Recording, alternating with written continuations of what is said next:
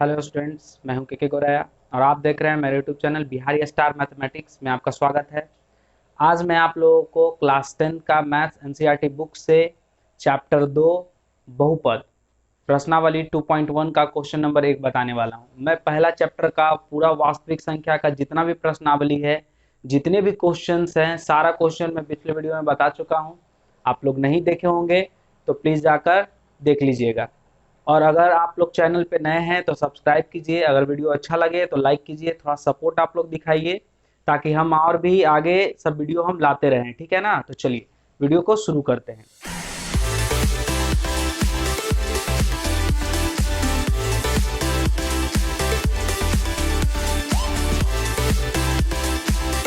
Question जो है, question को पहले हम समझेंगे।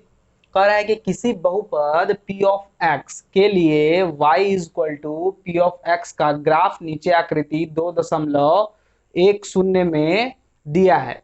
प्रत्येक स्थिति में p ऑफ x के शून्यकों की संख्या ज्ञात कीजिए। तो सबसे पहले हम समझेंगे, जो सबसे इंपॉर्टेंट है समझने के लिए, कि बहुपद आखिर ये बहुपद होता क्या है। ठीक है ना? उसके बाद हम धीरे धीरे हर एक बात को समझते जाएंगे। क्वेश्चन पे हम थोड़ा बाद में आएंगे, पहले बहुपद को समझते हैं। ठीक है ना? तो बहुपद से आपको क्या लग रहा है? बहुपद कहने का मतलब कि बहुपद, पद का मतलब होता है टर्म्स। जैसे मान के चलिए कोई भी चीज हम लिख देते हैं 2x 3x या 4y, ये सब क्या है? एक टर्म है। ठीक है? ये क्या दिख रहा है आपको? ये एक टर्म है। अगर इसके साथ बहुत सारा टर्म एक साथ आ जाए, मतलब बहुत सारा पद जो है, ये सब क्या है? अलग अलग पद है। अगर ये बहुत सारा पद को अगर हम एक साथ मिला दे तो क्या बन जाएगा? वो बहुपद बन जाएगा। ठीक है ना? बात को समझिएगा। तो जैसे बहुपद होता क्या है कि जैसे हम बहुपद को लिख के लिखते हैं कि A X plus B is equal to शून्य भी लिखते हैं। फिर लिखते हैं A X square plus B X plus C is equal to शून्य भी लिखते हैं। फिर लिखते हैं A X cube plus B X square plus C X plus D is equal to शून्य भी लिखते हैं। तो जितने भी क्या है, ये बहुपद हैं। ठीक है ना? बस घात सबका बदल जा रहा है। यहाँ पे इसका केवल x का कितना घात है, कितना पावर है? एक पावर है। यहाँ पे x का इसमें हाईएस्ट पावर कितना हो गया? 2 हो गया। हम हाईएस्ट पावर को देखते हैं केवल। ठीक है ना? तो इसमें हाईएस्ट पावर 1 हो गया, इसमें हाईएस्ट पावर 2 हो गया, इसमें हाईएस्ट पावर 3 हो गया। देखिए 2 पद है ना जी इसमें, तो क्या हो गया? बहुपद हो गया। मतलब एक से ज्यादा पद होना चाहिए। एक बात ध्यान रखिएगा, एक से ज्यादा पद होना चाहिए। तो यहाँ 2 पद हो गया, यहाँ 3 पद हो गया, यहाँ 4 पद हो गया। तो क्या हो गया? एक से ज्यादा पद वाले को क्या कहेंगे? बहुपद कहेंगे। बस यही समझना है। ठीक है ना? सबका पावर अलग अलग है, हम इसको भी बताएंगे कि अगर एक पावर रहेगा तो उसको क्या बोलेंगे, जिसका 2 पावर होता है उसको क्या बोलते हैं, जिसका 3 पावर होता है उसको क्या बोलते हैं। ठीक है ना? इसका एक व्यापक रूप है। ये सब हम आपको आगे बताते जाएंगे। ठीक है? तो चलिए,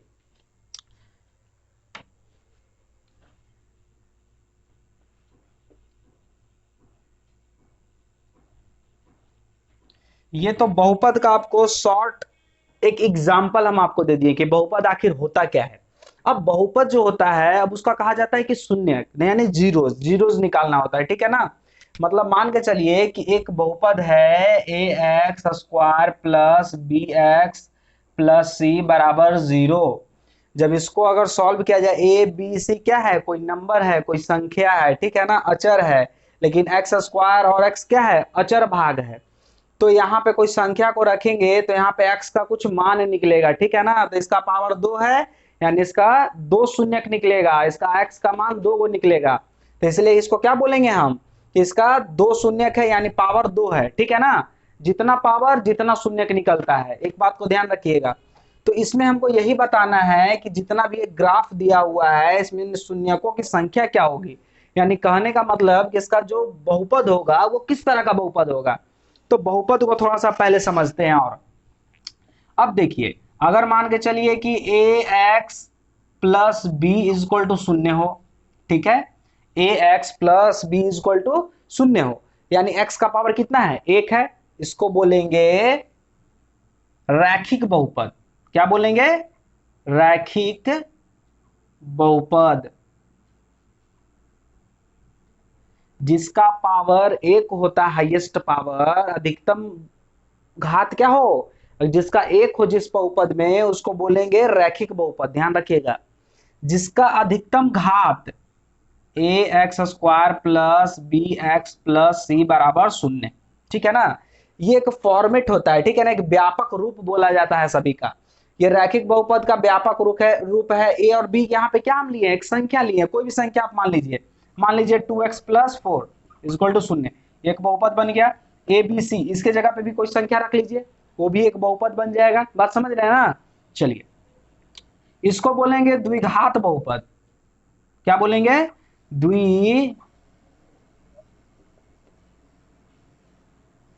द्विघात बहुपद। इसको क्या बोलेंगे, द्विघात बहुपद। अब जिसका हाईएस्ट पावर 3 हो,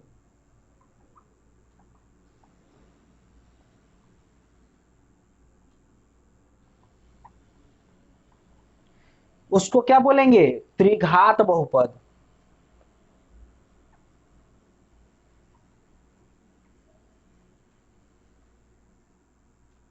क्या बोलेंगे, त्रिघात बहुपद। यानी जितना हाईएस्ट पावर बढ़ते जाएगा उतना घात वाला बहुपद वो बनते जाएगा। बात समझ गया ना। इसी प्रकार से ये होगा। तो इसमें क्या होगा, इसमें शून्यकों की संख्या 1 होगी क्योंकि हाईएस्ट पावर 1 है। इसमें शून्यकों की संख्या 2 होगी क्योंकि हाईएस्ट पावर 2 है।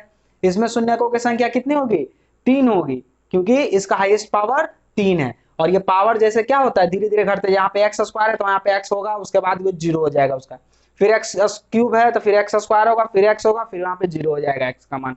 उसी तरह से नीचे की ओर मतलब घटते चला जाता है। इसी प्रकार से आप लिख सकते हैं एक्स का पावर 4, फिर 3 हो जाएगा, फिर 2 हो जाएगा, फिर 1 हो जाएगा, फिर वो 0 हो जाएगा एक्स का पावर। उसी तरह से उसका क्या हो जाएगा, 4 घात वाला बहुपद हो जाएगा, फिर 5 घात वाला बहुपद हो जाएगा। मतलब इसका कोई अति नहीं है, आप जितना बना सकते हैं। तो अब क्वेश्चन पे अब आते हैं, ठीक है ना, क्वेश्चन पे अब आते हैं, उसको रहने देते हैं। अब देखिएगा क्वेश्चन जो ध्यान से समझिएगा फिर से एक बार। कह रहा है कि किसी बहुपद p ऑफ x के लिए y is equal to p of x। p of x कहने का मतलब कि पोलिनोमियल ऑफ x, मतलब x का पोलिनोमियल क्या होगा। ठीक है ना, का ग्राफ नीचे आकृति 2.10 में दिया है, ये आकृति आपको दिया गया है। ठीक है ना, प्रत्येक स्थिति में p ऑफ x के शून्यकों की संख्या ज्ञात कीजिए। यानी जो p ऑफ x दिया हुआ है आपको एक ग्राफ के रूप में दिया हुआ है, ये आपको भी दे सकता है, ये यहाँ पे ग्राफ के रूप में दिया हुआ है, बस अंतर यही है। तो कह रहा है कि p ऑफ x के शून्यकों की संख्या ज्ञात करना है आपको। तो एक बात को आप ध्यान रखिएगा कि जितना बार x अक्ष को टच करेगा, ये जो लाइन दिया हुआ है ये सब, ये जितना बार x अक्ष को टच करेगा उतना शून्यक होगा। ठीक है, तो बताइए कि पहला ग्राफ में ये जो लाइन है x अक्ष को टच कर रहा है, नहीं टच कर रहा है, समझिएगा बात को। ये है एक्स अक्ष और ये जो है ये वाई अक्ष है। इसको बोलते हैं भुज, इसको बोलते हैं कोटि, और ये जो बिंदु है इसको बोलते हैं मूल बिंदु। याद रखिएगा, आगे का जो चैप्टर है आपका दो चार वाले, क्या कहते हैं, दो चार वाले रैखिक समीकरण ना, उसमें आपको काम आने वाला है ये चीज, ध्यान रखिएगा।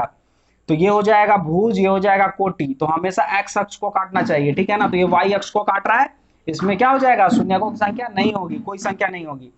तो इसमें लिख सकते हैं शून्यकों की संख्या शून्य है। ठीक है ना, शून्य है मतलब कुछ है ही नहीं। ठीक है ना, इसमें कोई शून्य मतलब शून्यक है ही नहीं। बात समझ में आ गया। चलिए अब देखिए, इसमें देखिए ध्यान से, इसमें क्या होगा, कोई शून्यक इसमें नहीं है। इसमें तो ऐसे लिख सकते हैं कि शून्य, चलिए ठीक है, कोई दिक्कत नहीं है। अब ध्यान दीजिएगा, यहाँ पे देखिए ये जो ग्राफ है, ये जो लाइन है, ये काट रहा है किस प्रकार इसको। ये जो लाइन इस तरह से गया है, पहले क्या किया, y अक्ष को काटा तो शून्यक नहीं होगा। फिर यहां से घूम के क्या किया, x अक्ष को काट दिया इस बिंदु पे। यानी यहाँ पे जब x अक्ष को काटा है, यानी कहने का मतलब कि हमारा कितना शून्यक हो गया, एक शून्यक हो गया। यानी शून्यकों की संख्या क्या होगी, यहाँ पे एक हो जाएगा। y अक्ष वाला नहीं जुटेगा, लेकिन x अक्ष पे जितना बार काटेगा उतना जुटेगा। तो यहाँ लिखेंगे शून्यकों की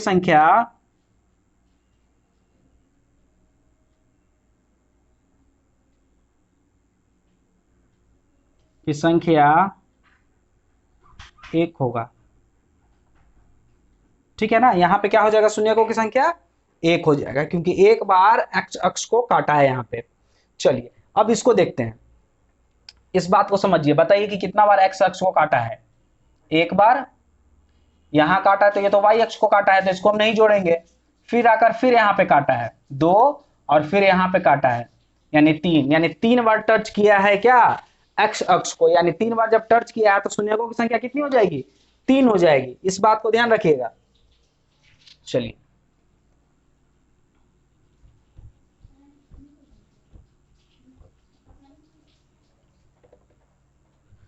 यहां लिखेंगे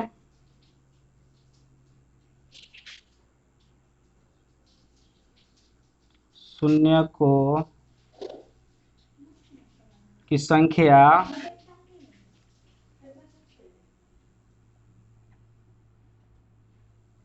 तीन होगा। ठीक है, क्या हो जाएगा, शून्यकों की संख्या 3 होगा, क्योंकि क्या हो रहा है 1 2 3, 3 बार टच कर रहा है एक्स एक्सिस को, इसलिए क्या हो जाएगा, शून्यकों की संख्या 3 होगा। यहां देखिए क्वेश्चन नंबर 4 में देखिए क्या हो रहा है, ये एक्स एक्सिस है, एक्स अक्ष, यहां पे एक बार टच कर रहा है और फिर आकर दोबारा यहां पे टच कर रहा है। ठीक है ना, ध्यान दीजिएगा, 2 बार यहां पे टच कर रहा है, एक बार यहां और एक बार यहां, तो यहां क्या हो जाएगा, शून्यकों की संख्या 2 होगा।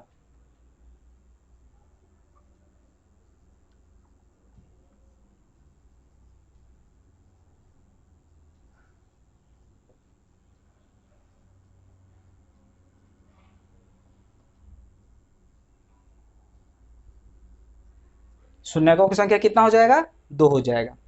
चलिए यहां देखिए, यहां पे एक के जगह नंबर लिख दीजिए, ज्यादा बढ़िया से समझ में आएगा।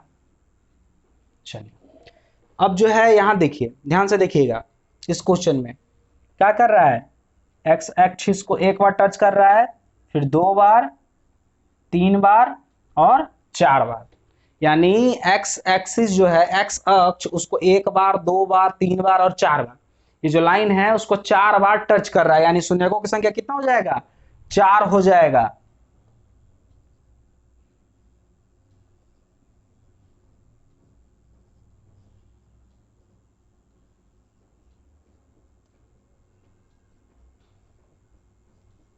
चलिए अब इस पे आते हैं, इस क्वेश्चन पे आते हैं। देखिए यहां पे कितना बार टच कर रहा है, 1 2 और 3, यानी एक्स अक्ष पे इसको 3 बार टच कर रहा है, ये लाइन 1 2 और 3 बार टच कर रहा है, तो यहां शून्यकों की संख्या कितनी हो जाएगी,